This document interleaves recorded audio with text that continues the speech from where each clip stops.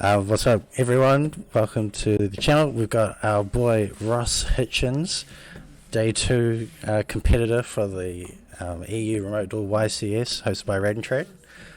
We had 1,270 plus players. And how did you do today on that day, Ross? I came, I think it was 43rd, losing my third round in exactly round 11 to Drytron in time, unfortunately. And what deck did you take along to this? I took my Painted Phantom Knight, Aqua Dolphin hand rip thing. Okay, Aqua Dolphin and hand rip sounds interesting. Why don't you take us through the list? So the PK lineup's pretty standard. It's just the 3 Torn Scaled, 3 Boots, the Greaves, and then the Cloaks. This is all pretty standard. The only card I don't really like is this one, and in normal PK I actually just don't think you play this. I think this card sucks. Okay. And then a lot of PK lists cut this card, but I think it's insane. The tour guide, and I'm kind of scared of Sword Soul, so I played Rhino Warrior, so when I get Protoss, I can still summon off the tour guide. Yeah, okay, makes sense. So that's it for like the PKs and like the honorary monsters. So I played the Kagemucha Knight, the Psychics, and the Junk Forwards as my extenders. They're just the best ones. I don't like Dangers because they rip your fusion cards. Unfortunately. So then, yeah, really unlucky. So we also play, these are like our engine requirement cards, if you will. So Libic, you don't have to play. I'll probably cut this moving forward, but it makes opening BAs less bad. You can actually unbrick the Burning Abyss cards anyway, but you have to play into Nib to do it, so I don't. Yeah, these are just engine requirements. This is like the best card in your deck, so what you do is you summon this off Isolde, and then you Levier it back when you banish it with Blade, which I'll show later. And you just look at their hand. I didn't actually get to Aqua Dolphin anyone twice, because they saw it on the field and they scooped, so I didn't know what they were playing. Yeah. And then lastly is the Fire Flint Lady. This card is searchable off one of the equips I play, and it's a warrior, so you can make a Zog with it. Yeah. And then the last two is the bricks. The two vanillas. That's a nice looking Dark Magician you got there. Yeah, shout out to Ricky. Then into the spells, I guess. I played Rhoda double E Telly as my like extender spells. This sometimes comes out if you think they're gonna board and draw, but usually not. It's like if you need to side a lot of cards, you side out Rhoda. Yeah.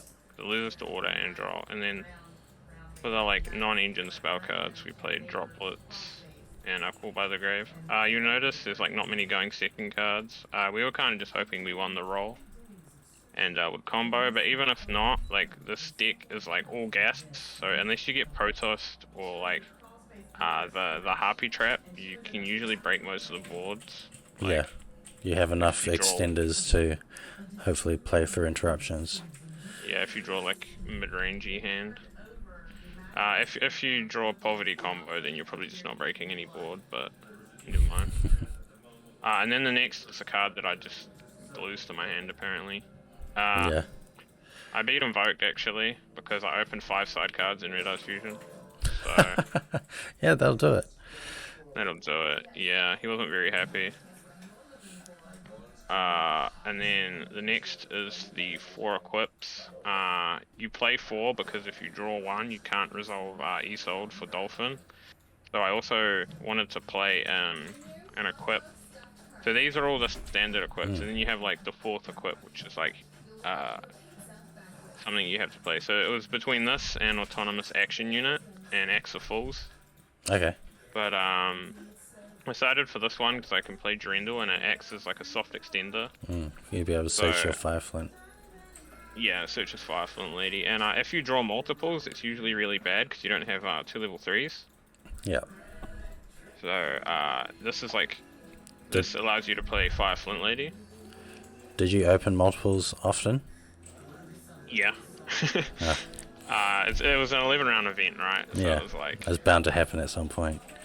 actually one of the hands I made up a poverty combo on the spot, if you will. It was Stain Greaves, 5 Flint Lady, and that ended on Dragoon with 2 Fog Blades set.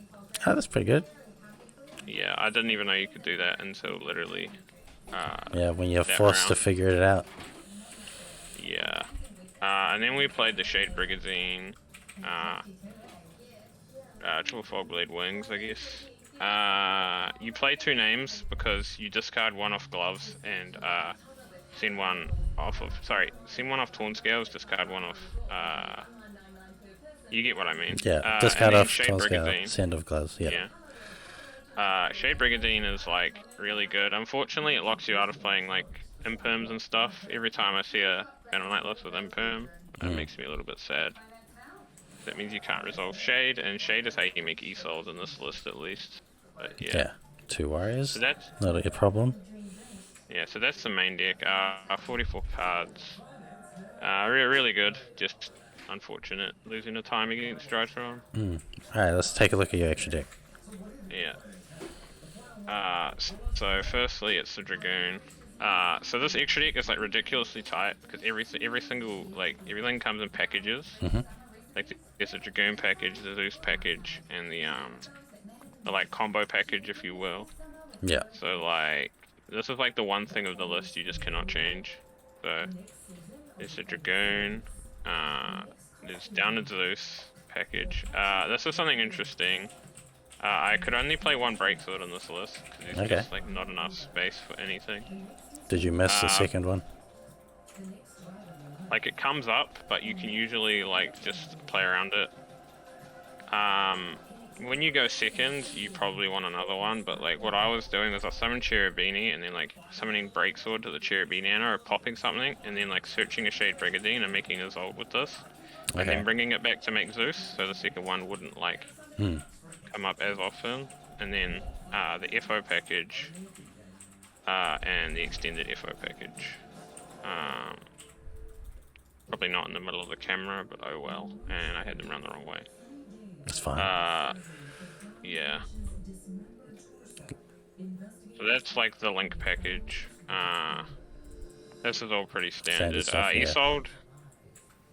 Isolde is just insane. Like this card like turns your deck from like a fair deck into like literally just ripping your opponent to the point where they just scoop. Like, yeah, exactly. You get to rip your opponent and then still make like an Appaloosa after. Yeah, like, yeah, it's insane. I wouldn't. I actually just like I played normal PK the other week, and I just hated it. Like, it was so cringe. I was like, how did I ever win with this? So going into the side deck, this is actually the source token collector because you can send it off of Rhino. Yeah, so Rhino says if it's sent to the graveyard, you can send 1 Fiend from your deck to the graveyard. Is that right? Yeah. And token collector happens to be a Fiend. How convenient. So, yeah, so you can tour guide this and send it off Cherubini because it's a level 3 Fiend. So that gives you access to Token Collector going when you go first. And then it's also like a way to stop Protoss. And when you open tour guide, you can summon Fiendish Rhino Warrior instead of Graph, and then that helps play around the DD Crow. Yeah. Because if they DD Crow Rhino Warrior, you can just send Graph instead of what you were going to send. So then on the side deck, more of the side deck, I played a bunch of Trap Hate. So this is for like the prank kids and the what's that other deck? The Shadow deck was reversed. And the Eldritch, yeah. This is because I play Mystic Mine, and this is like the best spell in Trap Destruction when you play Mystic Mine, because they set 5, and then you Harpy's Feather Dust them, and then you make a play. Yeah. And then Red Reboot. So Red Reboot was, I drew it once, I think. It was against Shadol and Vote, and I put him under Mine and Red Reboot, so like he couldn't actually play. Yeah, no, that'll do it. He just had 0 points of interaction, and then I get memed at Hobby about this all the time, but I play 3 Mystic Mine in my side deck. I feel like it's like kind of you have to at this point Well, with Bird Up. Yeah. So I got asked before a regional, why do you play Mystic Mine? Like yeah, I pretty much got asked, and the answer is you can break sword it away, or you can Zeus it away, Yeah. which is like super good.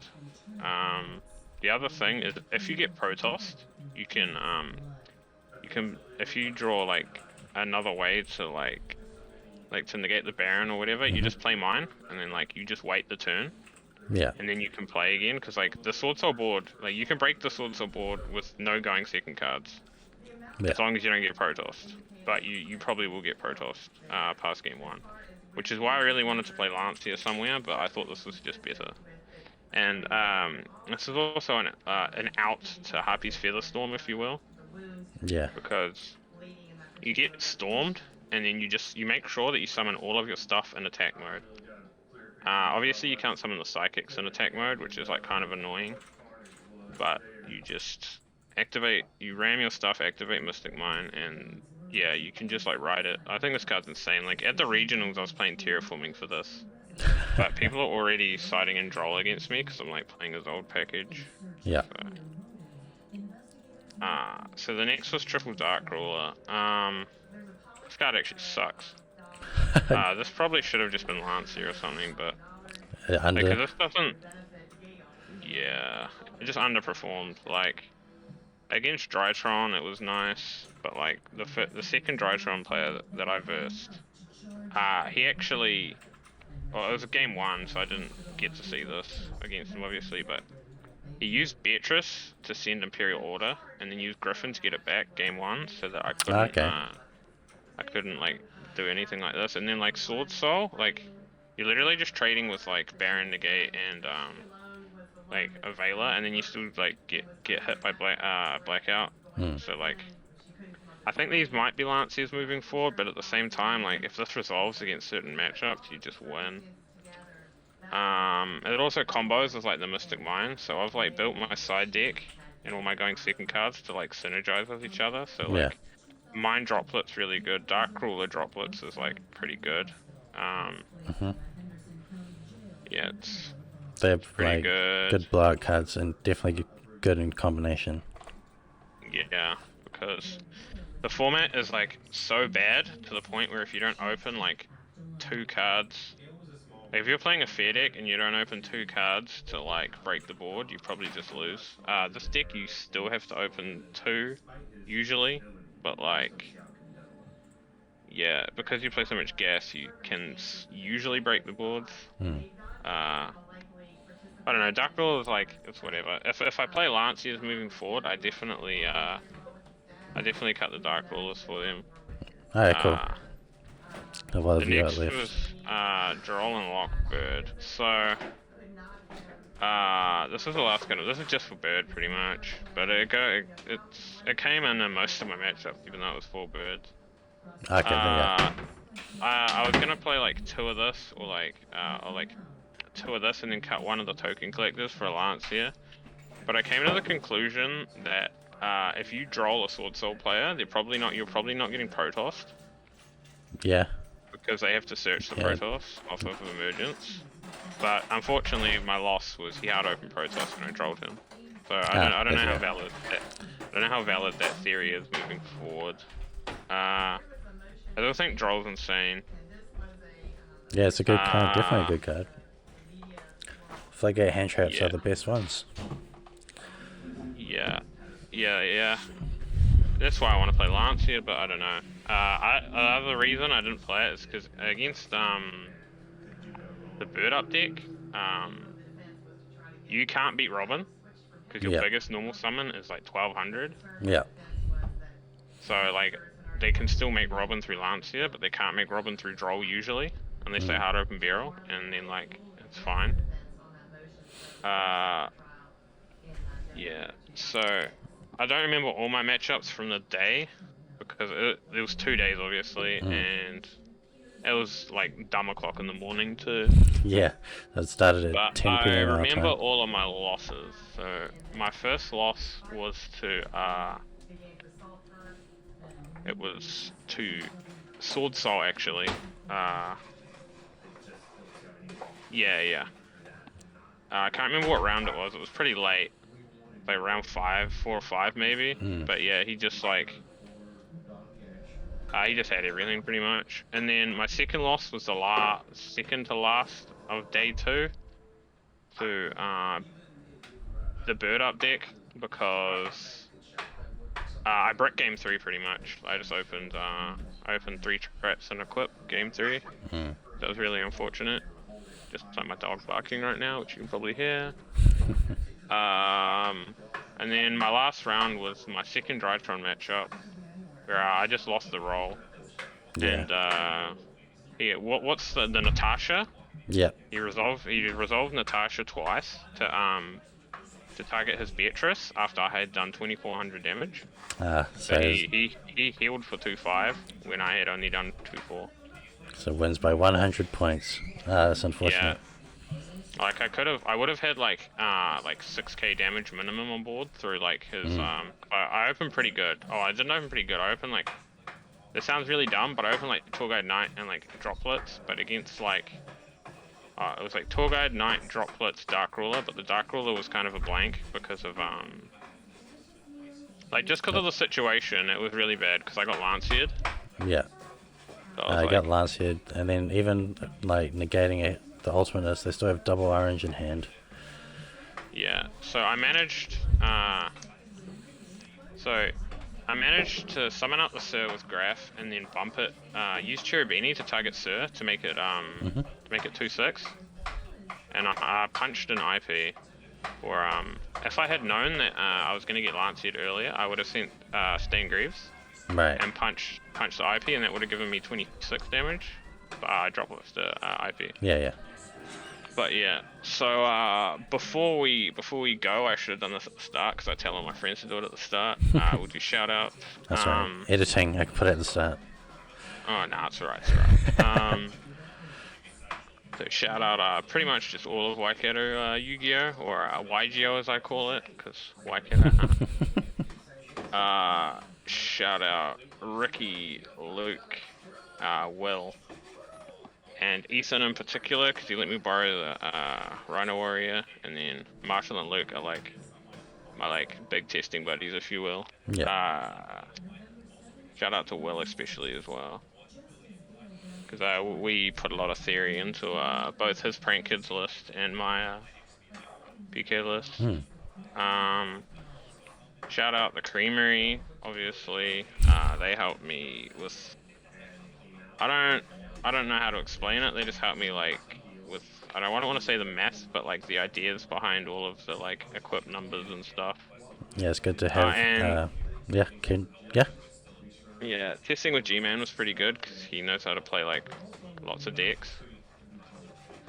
Shout out Card Merchant Hamilton, because that's going to be really fun when that opens. And shout out my dog for barking in the video. Shut up, pup. Yeah. That's probably it as far as I'm aware of.